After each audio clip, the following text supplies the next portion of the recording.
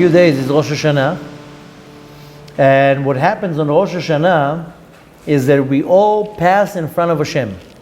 Everyone. Jews, Gentiles, animals, creatures, angels, everybody. Now, how do our sages call that? Kivnei Maron. What is Bnei Maron? First of all, what we need to understand from that, the commentary says that you can't trick yourself out of it. Everybody goes in front of Hashem. You can't now wake up late or not show up or think you can some way get away with it. Nobody gets away with it. That's what the term means, Kivnei Maron. Nobody.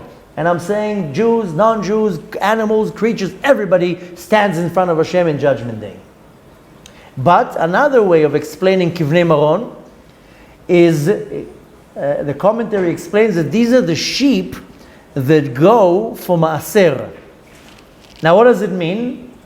If I have a lot of sheep, and this year I had 1,000 new sheep were born, then I have to give 10% from that. I have to give 100 sheep. That's a lot of sheep. Now, it's called Maser Bhma, a Maser that is brought with an animal.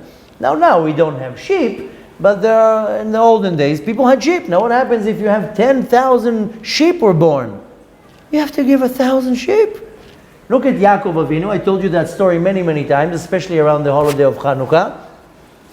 That Yaakov had 6 million sheep, and he had to give 600,000 sheep as a Maser. Now that's pretty hefty amount.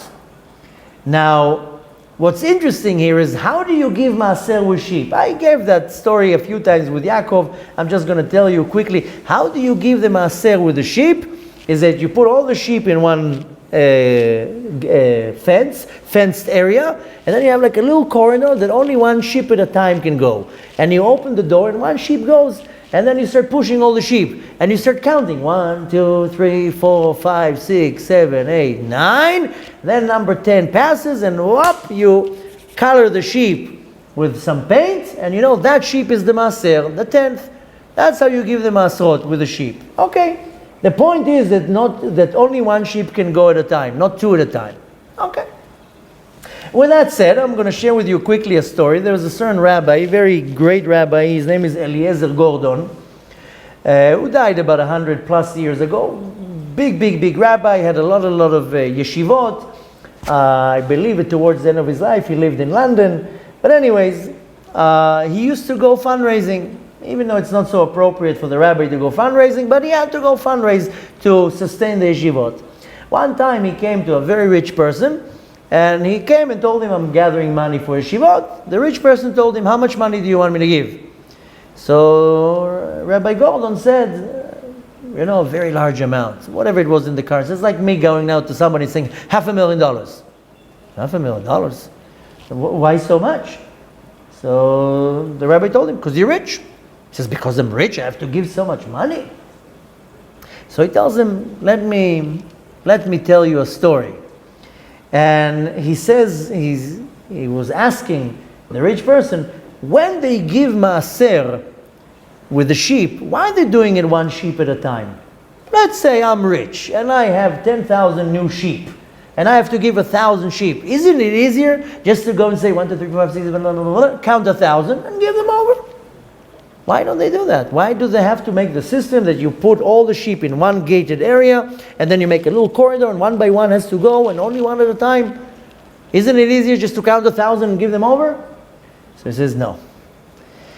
When you're making this little corridor and you're passing the sheep 1, 2, 3, 4, 5, and then you get to 9, and then 10th you mark and you're saying, oh, 1 is for Hashem. You know what you're thinking? 9 I keep. 1 I give to Hashem. Not a big deal. Only 1 I give to Him. 9 I get to keep. If you had to give 1,000 in one shot, how am I going to give 1,000 in one shot? That's too much. So they do the Maser that you count 10, 9 you keep to yourself. You're saying, well, listen, I get to keep 90%. 1 I only give to Hashem.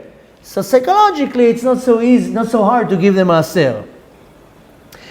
Now, when you counting 9, 1, 2, 3, 4, 5, 6, 7, 8, 9, you're saying, wow, look how much, what an abundance Hashem is giving me. If you would just give them one shot, you don't see the abundance. But when you're counting 1, 2, 3, you're realizing the abundance, the shefa that Hashem is giving to you. Now you understand, wait a minute, I'm only giving to Hashem 10%. It's not a lot. It's not a lot. So he told him, when I'm coming and telling you, give me X amount, it sounds a lot to you. But look at how much you already got. Look at the shefa that you already got. And this is something that we want to take to consideration, is that sometimes we feel that we have to give Hashem a lot. Wake up early in the morning, 3 times a day to pray. Pray when I eat, pray when I go to sleep, give money, learn Torah, do this, don't do that. One can say, wait a minute, I'm giving so much here. It's too much. But when you're looking at it from a completely different way, especially on Rosh Hashanah, how are we being judged? One after the other. It's for you to understand the abundance that Hashem is giving you. Especially in Rosh Hashanah. Don't come and complain and saying, I didn't get this, I didn't get married, I didn't get parnasah, I didn't do this, I didn't do that. You constantly have to have in the back of your mind the abundance that Hashem is giving you. And the way to have the abundance is to count everything that you have. I have health, my eyes can see, I have teeth, I can chew, I have teeth. My fingers work, my legs work, I can breathe, I have both lungs that are breathing. Constantly focus on the abundance that Hashem gives you. When it comes to Rosh Hashanah and you're being judged, and you're in the back of your mind, you're appreciative of the abundance that Hashem is giving you, you're going to be judged just the same way. With appreciation, with gratefulness. Don't look how much I have to give to Hashem. Look how much Hashem is giving me.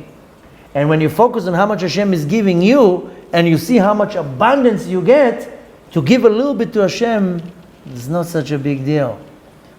You give whatever amount it is, and if somebody comes and tells you, give me $1,000, I need to pay for orphans, I need to feed poor people, I need to sustain my yeshiva, give me $1,000, give me $2,000. You say, wait a minute, $2,000 sounds a lot, but how much Hashem gave me? Hashem gave me $300,000 this year. What's $2,000? It's nothing. It might come to you in one shot. So you know what's the best thing to do when it comes to charity? Don't give it in one shot. Say, okay, I'm going to give now payments. $300 every month. And eventually it will be $3,600 the whole year. Whatever it is. But you constantly have to have in your mind is not how much you have to give to Hashem, is how much Hashem is giving you. And especially you want to adopt this attitude before Rosh Hashanah when you're coming and standing in front of Hashem by saying, don't say to Hashem, Hashem, I need to make money. Hashem, I need to get married. Hashem, I need... Say to Hashem, thank you so much. You gave me so much this year. So much you gave me. I'm so grateful. I'm so humbled by what you gave me. Trust me, that's going to make Hashem want to give you 10 times more than what you really need. So always remember how much Hashem is giving you, not how much you need to give Hashem.